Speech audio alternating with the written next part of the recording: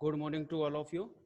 Uh, Today, in the last class, we have discussed about the big data introduction. We have discussed about the introduction to what is the big data. Here, now in the next class, we start big data.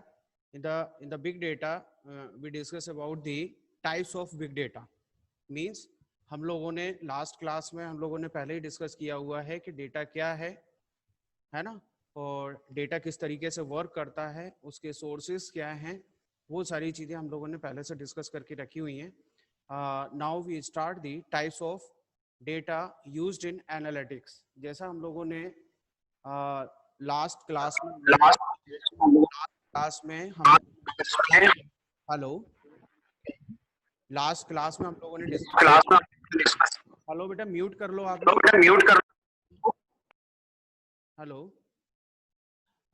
Last class में हम लोगों ने discuss किया था कि big data क्या है. Big data have generated from the different number of applications today's are used in the mobile phone, smart car, and different number of smart machineries. Those are generate the digital data, huge data. अब उस huge data को आपको किस तरीके से use करना है, किस तरह से उसकी एनालिसिस करनी है, उस एनालिसिस उसे किस तरीके से आपको एनालिसिस करना है. तो एनालिसिस करने के लिए आप जो ट्रेडिशनल मेथड्स यूज करते थे उसको एनालिसिस करना, उसको यूज करना, और फ्यूचर प्रेडिक्शंस के लिए उसको किस तरह से आप कर पाओगे. तो वो ट्रेडिशनल सिस्टम जो हम लोग यूज करते आ रहे थे वो सारी चीजें यहाँ पे हम यूज नहीं कर सकते, क्योंकि हमारे पास जो डेटा है वो ह्यूज है, बहुत ज्यादा डेटा है. और ये अपन लोग जानते हैं कि आज के समय में हम जब इंटरनेट का यूज कर रहे हैं, सारी चीजें हम लोग ऑनलाइन कम्युनिकेशन हमारा चल रहा है, स्मार्ट इक्विपमेंट्स यूज कर रहे हैं, स्मार्ट मशीनरीज हम यूज कर रहे हैं, जिसमें कि जो भी वर्क हम लोग मैनुअल करते थे वो सारी की सारी चीजें डिजिटलाइज हो गई हैं. तो इससे क्या हो रहा है, ह्यूज डेटा आ रहा है और उसको एनालिसिस करना एक बड़ा ही चैलेंज हमारे लिए था, है ना. तो इस तरीके से इस चैलेंज को दूर करने के लिए हम लोग यहाँ यूज कर रहे हैं डेटा, बिग डेटा, है ना. तो बिग डेटा में टाइप जो डेटा का जो टाइप होता है वो कितने टाइप का होता है, आज वो डिस्कस अपन को करना है. There are different types of the data. First year you can see. हाँ, जैसा कि अपन लोगों ने लास्ट क्लास में देखा था कि डेटा कैसा है आपके पास. ये देखिए अराउंड चारों तरफ से आपके ऑडियो है, वीडियो है, टेक्स्ट डेटा है ना, इमेजेस हैं. तो डिफरेंट टाइप का डेटा है. अब ये डिफरेंट टाइप का जो डेटा है उसको अपन किस तरीके से डिफाइन कर सकते हैं. डेटा टाइप्स में देखिए आप लोग, सबसे पहला है structure data. Structure data, unstructured data, geographic data, real time data, natural language data, time series data, event data, network data, link data. मतलब इतने इस तरीके से आप जो भी सोशल मीडिया या जो भी हम लोग इंटरनेट पर कम्युनिकेशन कर रहे हैं तो उसमें हमारे पास जो डेटा अवेलेबल होता है, ये इतने टाइप का हमको डेटा अवेलेबल होता है ना. इस पर हमको एनालिसिस करना है इन द बिग डेटा, है ना. इसी में हम लोग प्रैक्टिकल्स वगैरह जो भी हम यूज करेंगे, इसी डेटा पर हम प्रैक्टिकल्स अप्लाई करके उसको डेटा को एनालाइज करेंगे, है ना. तो ये बिग डेटा के पॉइंट ऑफ व्यू से अपन ने उसको डेटा को टाइप को डिफाइन किया है. वैसे अगर आप अभी तक अपन लोगों ने जो पढ़ा है डेटा, वो डेटा टू टाइप्स का डेटा पढ़ा है जनरल वे में, structured data and unstructured data. Structured और अनस्ट्रक्चर्ड आप लोग बहुत अच्छी तरीके से जानते हैं कि स्ट्रक्चर्ड क्या होता है. स्ट्रक्चर्ड का मतलब होता है data should be in row and column. कैसा होता है डेटा, रो एंड कॉलम के फॉर्म में डेटा होता है ना. अब जैसे अपन लोग जनरली समझते हैं कि डेटा कैसा होता है, रो एंड कॉलम में होता है. Mostly data are numerical, where the numerical text और न्यूमेरिकल कुछ भी हो सकता है, where the meaning of each data item is identified. अब मैं आपको बताना चाहूंगा कि जो स्ट्रक्चर डेटा है वो टोटल डेटा का 10% ओनली अवेलेबल है.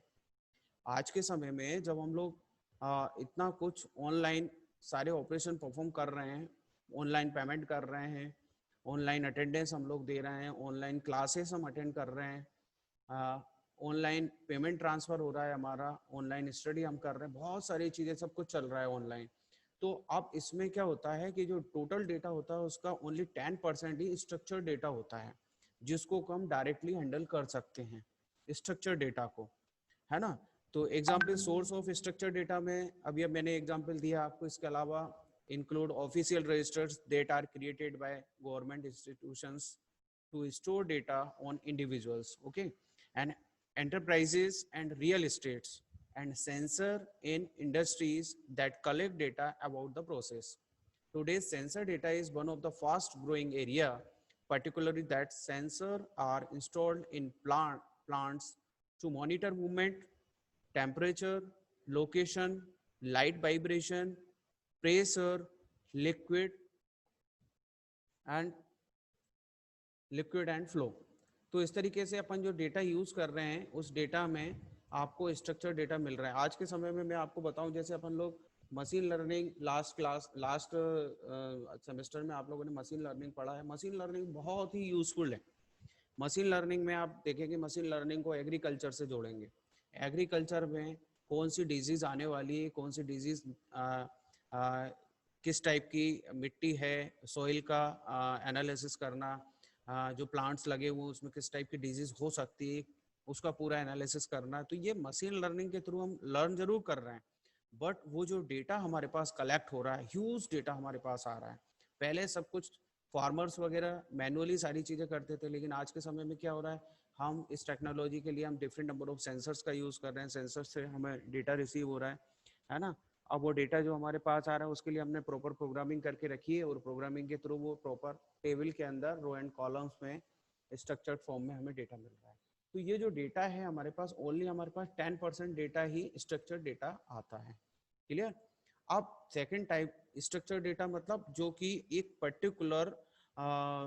पर्टिकुलर फॉर्मेट में होता है, उसे अपन स्ट्रक्चर डेटा बोलते हैं। तो इसमें एक स्लाइड दिखाई हुई है आप लोगों को, इसको अपन एक एग्जांपल में ले सकते हैं कि उसकी डिजिट्स, नंबर ऑफ डिजिट्स क्या होंगी, टाइप क्या होगा उसका, उसकी साइज क्या होगी, ऐसी बहुत सारी चीजें इसके अंदर आती हैं। क्लियर।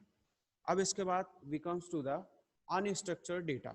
अनस्ट्रक्चर्ड डेटा आप लोग बहुत अच्छी तरीके से जानते हैं। जैसे अनस्ट्रक्चर्ड डेटा में कैसा होता है, जैसे टेक्स्ट, आप कोई एप्लीकेशन लिख रहे हैं, कोई बुक लिख रहे हैं, आप कोई मैगजीन, कोई ब्लॉग वगैरह लिख रहे हैं, इमेजेस हैं, वीडियोस हैं, डॉक्यूमेंट्स हैं, different number of official documents etcetera. तो ये सारे के सारे किस फॉर्म में होते हैं, अनस्ट्रक्चर्ड फॉर्म में होते हैं, है ना। It can also be in the form of customer complaints, contacts, internal emails.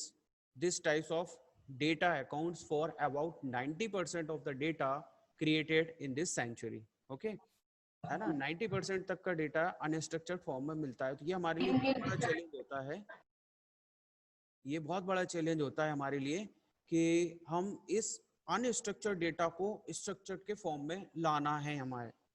तो एक बहुत बड़ा काम है, और ये काम कौन कर रहा है, डेटा साइंटिस्ट।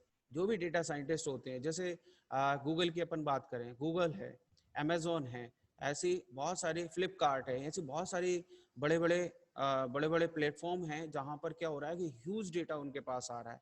और डेटा कैसा आ रहा है, अनस्ट्रक्चर्ड आ रहा है। अब इस डेटा, उस अनस्ट्रक्चर्ड डेटा को स्ट्रक्चर्ड के फॉर्म में लाना, फिर उसमें जो एरर्स हैं, उसमें जो कमियां हैं, जो प्रॉब्लम्स, उन कमियों को दूर करना, इसके लिए हमारे डेटा साइंटिस्ट होते हैं उन कंपनीज के अंदर, जो कि उसको स्ट्रक्चर्ड फॉर्मेट में लाते हैं और उसको उस पर एनालिसिस करके उसके रिजल्ट्स निकालते हैं। तो इसमें क्या हो रहा है, ओवरऑल जो data scientist are working on the big data. Data scientist अगर आप बनते हैं तो डेटा साइंटिस्ट के लिए बिग डेटा का नॉलेज होना चाहिए, आपको मशीन लर्निंग का भी नॉलेज है। ऐसी बहुत सारी टेक्निक्स होती है, मेथड्स होती हैं जिसमें डेटा साइंटिस्ट इस बिग डेटा के ऊपर काम करता है। ठीक है। अब इसमें देखें कि in fact volcanic growth of social media, Facebook and Twitter since the middle of the last decade is responsible for the major part of the unstructured data that we have today. ये सबसे बड़ा अपने आप में एक विस्फोट हुआ है जब से फेसबुक और ट्विटर मार्केट में आए, और बहुत सारे सोशल मीडिया हम लोगों ने यूज किए। उसमें क्या हो रहा है, उसमें सारा का सारा डेटा उसके थ्रू जो हमें रिसीव हो रहा है वो पूरा का पूरा अनस्ट्रक्चर्ड हो रहा है ना। तो unstructured data can not be stored using traditional relational database, ये आप लोग जानते हैं। अनस्ट्रक्चर्ड डेटा को कभी भी आप रिलेट नहीं कर सकते। Storing data with such a variety and complexity require the use of adequate storage system, commonly referred to as a NoSQL database like example MongoDB and ConchDB, है ना। तो ये सारी चीजें इसमें आती हैं। फिर इसके बाद the importance of the unstructured data is located in the embedded inter relationship that may not be discovered if other type of data are considered. What makes data generated in social media different from other types of data is that data is social media has a personal test. अब मैं आपको एक example बताऊं कि हम लोग एक Hadoop के बारे में डिस्कस करेंगे इन फ्यूचर क्लासेस, जिसमें हडूप के थ्रू आप डेटा को कैसे एनालिसिस कर सकते हो, कैसे उस ह्यूज डेटा, उस बिग डेटा को आप कैसे एनालिसिस करके, कैसे फास्टली उसको एनालिसिस करके कैसे रिजल्ट निकालोगे, वो सारी चीज़ अपन इसमें देखेंगे, है ना। तो यानी अनस्ट्रक्चर्ड डेटा की एक स्लाइड है जिसमें आपको डेटा बिल्कुल कुछ भी समझ में नहीं आ रहा है, इसको प्रॉपर आपको क्लासिफिकेशन इसका करना पड़ेगा, क्लासिफाई करके उसको और प्रॉपर एक पर्टिकुलर फॉर्मेट में लाना पड़ेगा, तब ये इसके अंदर आएगा। अब इसके बाद बिग डेटा, जो कि अपने आप में सोशल मीडिया, आपकी वेबसाइट्स, आपके ऑडियो वीडियो इमेजेस सभी चीज़ों से रिलेटेड होता है।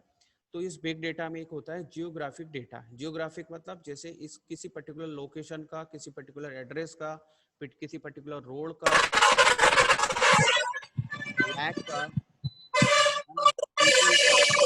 बेटा म्यूट कर लीजिए, किसका ऑन है अभी, म्यूट करिए सिस्टम को। These data, अब ये different people's workplace and transportation routes that are generated from geographic information system। हमें मालूम है कि आज के समय में हमें अगर कहीं जाना है, किसी को बुलाना है अपने घर, तो हम लोग क्या करते हैं, अपनी लोकेशन उसको सेंड करते हैं, मतलब we are sending the geographic information to the person, है ना, टू अवर फ्रेंड्स, या जो जिस पर्सन को भी आपको देना है, तो वो जियोग्राफिक इंफॉर्मेशन जनरेट हो रही है। These data links between place, time, and attributes, descriptive information.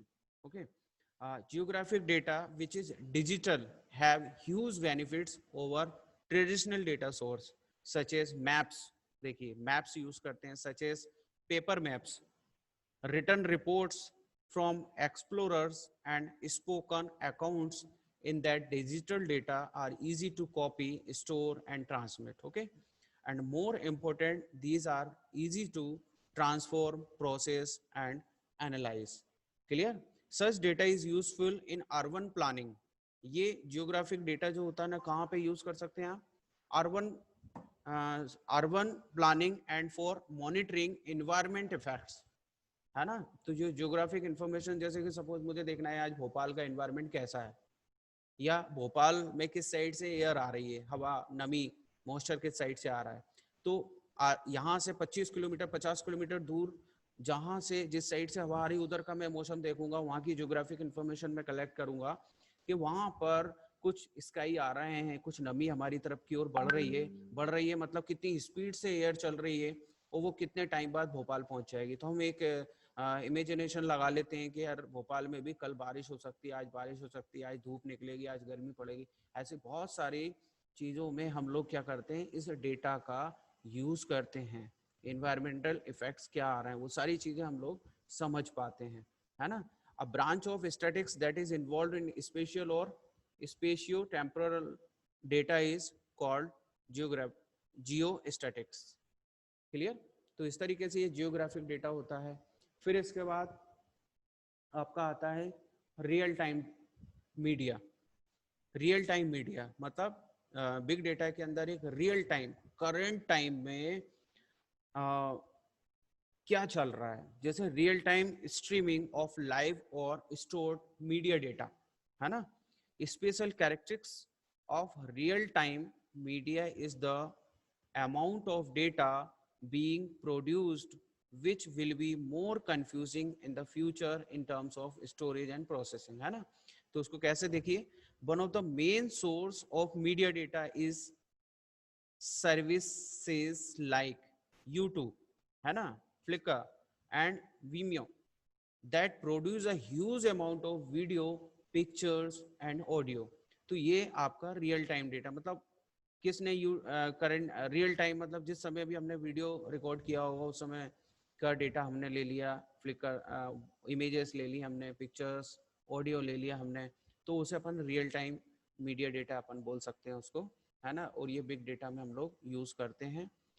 Big data में इस पर एनालिसिस हमें करना पड़ेगा, इसके लिए टूल्स यूज़ करना पड़ेगा, इसके लिए वर्क हमें करना पड़ेगा, तब हम इसको यूज़फुल बना सकते हैं अपने लिए। सो अनदर इम्पोर्टेंट सोर्स और real time media is video conferencing. Video conferencing, या हम लोग जूम पर मीटिंग कर रहे हैं, जूम पर हम क्लासेस ले रहे हैं, यहाँ पर हमारा जो कम्युनिकेशन होगा है ना, तो वो अलग अलग लोकेशन से अलग अलग स्टूडेंट्स बैठे हुए हैं, उनसे हमारा जो भी कम्युनिकेशन होगा वो क्या है, real time. Real time media मतलब मैं अभी क्लास ले रहा हूँ आपसे, मैं कम्युनिकेशन कर रहा हूँ, है ना।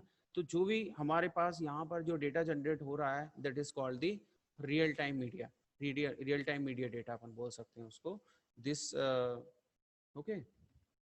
And now we comes to the natural language data.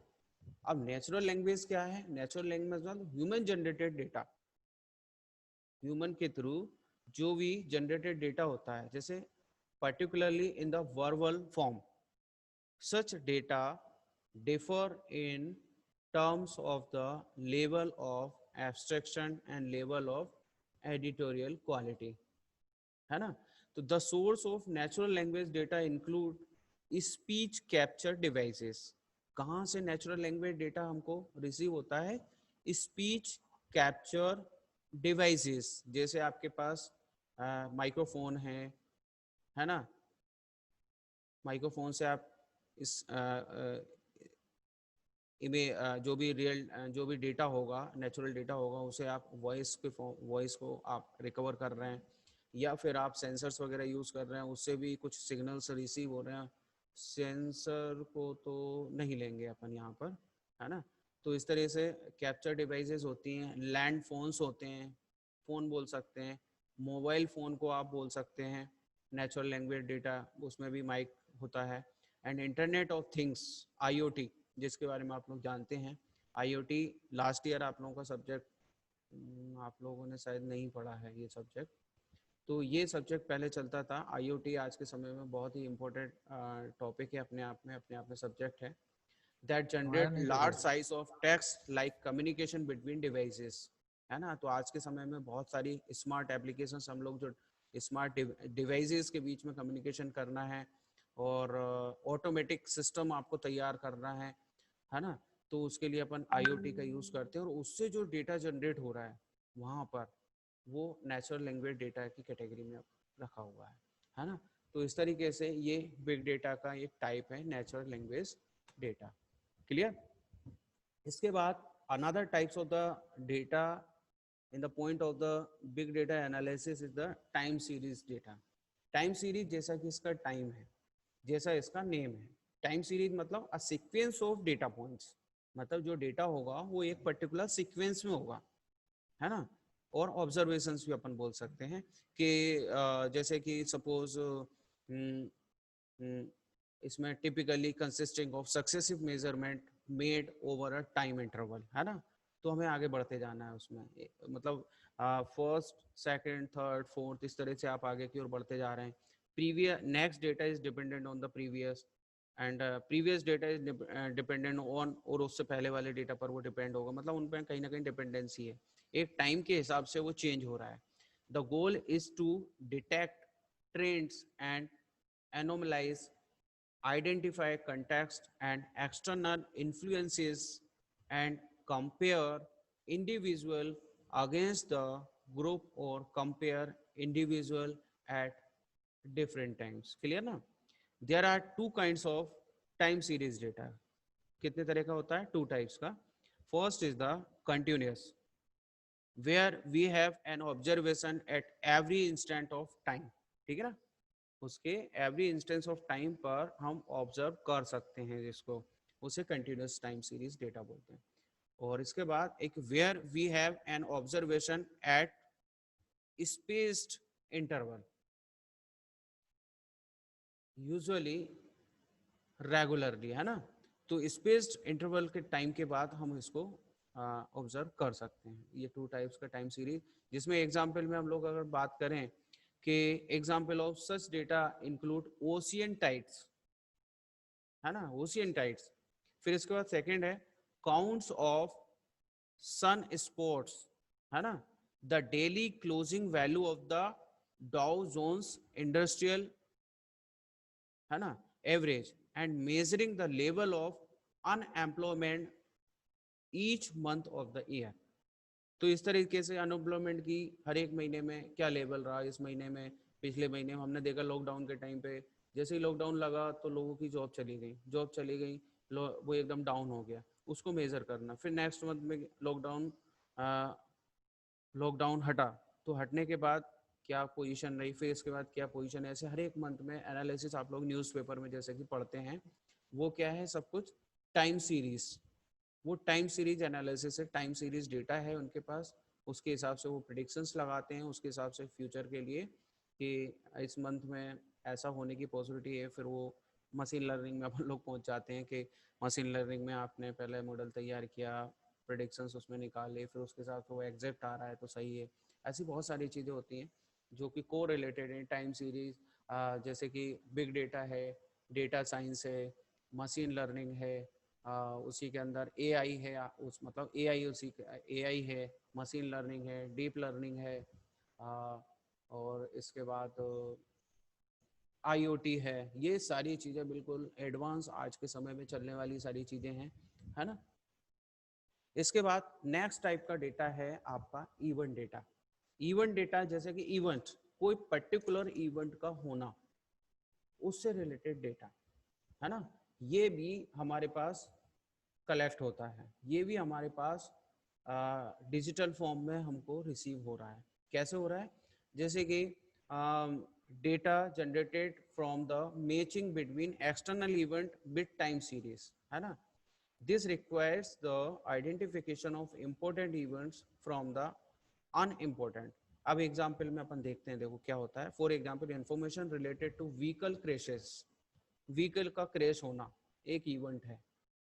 Accident और एक्सीडेंट, है ना, can be collected and analyze to help understand what the vehicle were doing before, during and after the event। मतलब कोई व्हीकल का accident हो रहा है ना, क्रैश हुआ व्हीकल या एक्सीडेंट हुआ, उसके पहले व्हीकल क्यों क्रैश हुआ, क्यों एक्सीडेंट हुआ, और एक्सीडेंट होने के बाद आगे क्या हुआ, वो बहुत सारी चीज़ें होती हैं उससे रिलेटेड इन्फॉर्मेशन। जैसे मैंने कल आपको एग्जांपल दिया था स्मार्ट कार का। अब स्मार्ट कार चल रही है, स्मार्ट कार से वैसे तो वो स्मार्ट है ही, उसे मालूम है कि कब स्पीड ब्रेकर आने वाला है, कब उसको स्लो करना है, रेड सिग्नल्स कब आने वाले हैं सर्किल पर, तो कब उसको स्टॉप करना है व्हीकल को, कब किसको बचाना है, क्या कोई सडनली कोई सामने कोई आ गया पैसेंजर या कोई पर्टिकुलर पर्सन आ गया, बच्चे आ गए, तो उसको कब ब्रेक लगाना है, वो सारी चीज़ें होती हैं। फिर भी कहीं कुछ एक्सीडेंट हो जाता है तो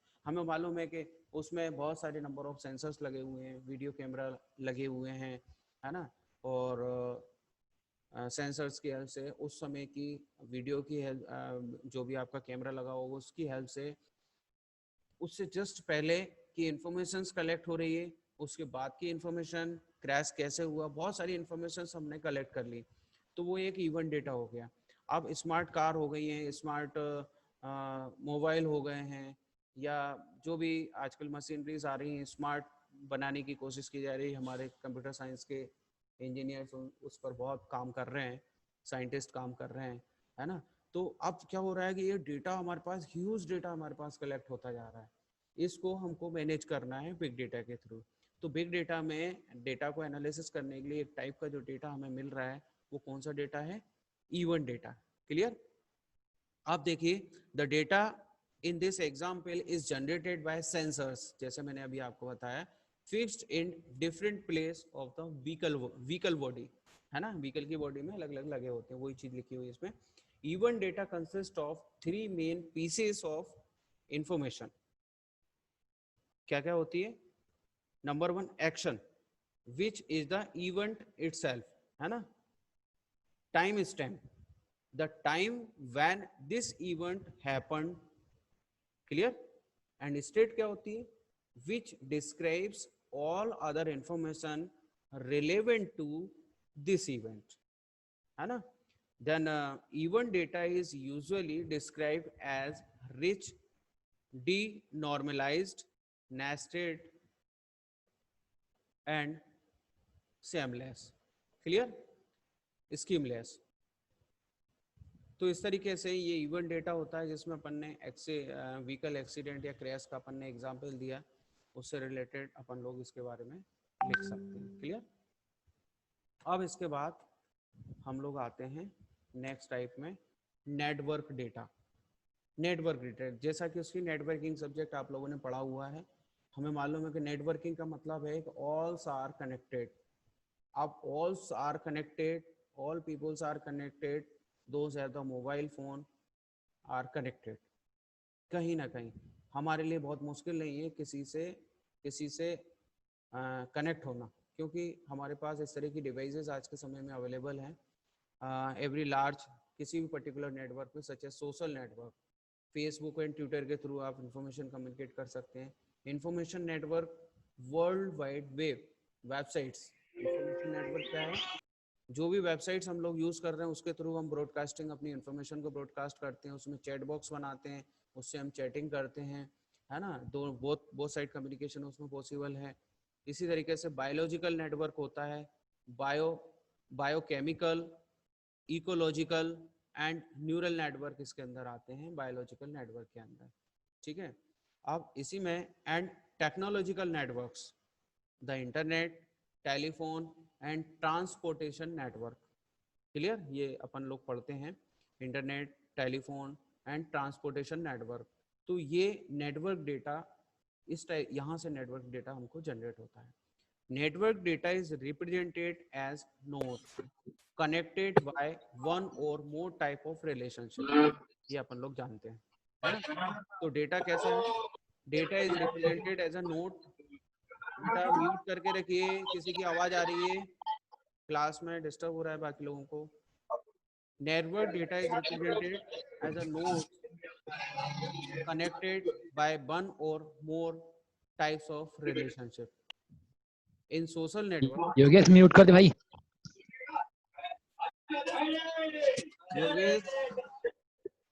योगेश म्यूट कर भाई. अरे गुप्ता भाई कंटिन्यू सर. हाँ, तो इस तरीके से हम लोग डिस्कस कर रहे हैं यहाँ पर कि नेटवर्क क्या है. नेटवर्क आप लोग पढ़ चुके हैं. नेटवर्क में क्या डिफरेंट नंबर ऑफ नोड्स हैं, those are connected by one और more types of the relationship, है ना. In social networks nodes typically represent people. Social network क्या कर रहा है, आपका इन नोड्स के थ्रू आप लोग कनेक्टेड हैं. आप अपने फेसबुक, व्हाट्सएप, ट्विटर से या वेबसाइट के थ्रू आप अपनी इंफॉर्मेशन को कम्युनिकेट कर रहे हैं. अब जो कम्युनिकेशन हो रहा है आपका, मेल कर रहे हो या आप कैसे भी कम्युनिकेट कर रहे हो अपनी इंफॉर्मेशन को ऑन द मोबाइल या ऑन द लैपटॉप सिस्टम, आप टाइप कर रहे हैं, टाइप करके उसको सेंड कर रहे हैं, तो वो कम्युनिकेशन हो रहा है उनके बीच में. जो कम्युनिकेशन हो रहा है, तो वो जो डेटा जो जनरेट हो रहा है नोड टू नोड, किस स्पीड से डेटा जा रहा है, डेटा फेल तो नहीं हो रहा है, प्रॉपर कम्युनिकेशन हुआ नहीं हुआ, नेटवर्क इंटरप्ट हो गया, ऐसी बहुत सारी इंफॉर्मेशंस होती हैं जो नेटवर्क डेटा के अंदर आती हैं. इन information network nodes represent data items. Example web pages, ये वेबसाइट से रिलेटेड है, क्लियर. इसके बाद देखिए आप लोग, इसके बाद इसमें देखिए कि इन टेक्नोलॉजिकल नेटवर्क्स नोड्स में रिप्रेजेंट इंटरनेट डिवाइसेस. क्या करता है, इंटरनेट डिवाइसेस. टेक्नोलॉजिकल नेटवर्क की अगर अपन बात करें, जिसमें राउटर्स आप यूज करते हैं, हब्स यूज करते हैं मतलब, या टेलीफोन स्विचेस आप यूज करते हैं, तो इतनी सारी चीजें आप यूज करते हैं, यहाँ से आपका डेटा जनरेट होता है. फिर इसके बाद इन बायोलॉजिकल नेटवर्क की बात करें, वो भी आपको पता है, अपने न्यूरल नेटवर्क के बारे में आप लोग जानते हैं. न्यूरॉन्स पर डिपेंड होता है, ह्यूमन न्यूरॉन्स पर डिपेंड होता है, और उसी कंसेप्ट को हम लोग न्यूरल नेटवर्क में लेके आए. न्यूरल नेटवर्क के अंदर एआई आया, एआई के साथ मशीन लर्निंग आई, मशीन लर्निंग के साथ आपकी डीप लर्निंग आई. इस तरह से ये कंटिन्यूस हम लोग आगे बढ़ते जा रहे हैं. है ना। तो बायोलॉजिकल नेटवर्क में नोड्स में represent neural sales. Okay, much of the interesting work here is on network structure and connections between network nodes। क्या है इसके अंदर? much of the interesting work here is on network structure and connections between network node। तो इस तरीके से ये network data को डिफाइन करना आप लोगों के लिए बहुत ज़्यादा टफ नहीं है ना। तो इस तरीके से नेटवर्क डेटा के बाद हमारा आता है linked data. Link data, link data क्या है कि इसमें जैसे आप लोग standard web technology such as HTTP आप यूज़ करते हैं, RDF यूज़ करते हैं, एस्पर SPARQL एंड URLs यूज़ करते हैं टू ये किस लिए यूज़ करते हैं? To share information that can be semantically queried by computers. इस तरह से जो भी कम्युनिकेशन होता है तो उसमें ये स्टैंडर्ड टेक्नोलॉजी हम लोग यूज़ करते हैं। तो यहाँ से लिंक डेटा जनरेट होता है। This allow data from different source to be connected and read. The term was coined by Tim Berners Lee, direct, ठीक है, ये तो उनका नाम हो गया, director of the world wide web consortium, in a design note about the semantic web project. The project allowed the web to connect related data that wasn't linked in the past of providing the machine and lowering the barriers of linking data currently linked, है ना। तो इस तरीके से ये link data होता है आपका, जिसमें कम्युनिकेशन जो भी हो रहा है जिस नोड से आपका कनेक्टेड हैं उससे रिलेटेड जो डेटा जनरेट होता है वो आता है आपका लिंक डेटा की कैटेगरी में। तो डियर स्टूडेंट्स, आज की क्लास में जो हम लोग पढ़ा है हम लोगों ने क्या पढ़ा है आज की क्लास में कि types of big data. Types of big data में हम लोगों ने देखा है आज कि जो भी डेटा होता है वो इतने टाइप का होता है, data types. In the point of the big data के पॉइंट ऑफ व्यू से जो भी डेटा हमें मिलता है उसको एनालिसिस अगर हमको करना है तो उसको इस तरीके से हमने क्लासीफाई किया हुआ है। स्ट्रक्चर डेटा, अनस्ट्रक्चर्ड डेटा, फिर इसके बाद geographic data, real time data, natural language data, time series data, event data, network data, link data. तो इस तरह से हम लोगों ने ये टोटल 1 2 3 4 5 6 7 8 9 टाइप के बिग डेटा के बारे में डिस्कस किया है। तो आई थिंक आप लोगों को समझ में आ रही होंगी सारी चीज़ें, है ना। तो आप क्लासेस बिल्कुल प्रॉपर अटेंड करते रहिए, है ना। तो क्या है कि सारी चीज़ें समझ में आती रहेंगी आप लोगों को, है ना।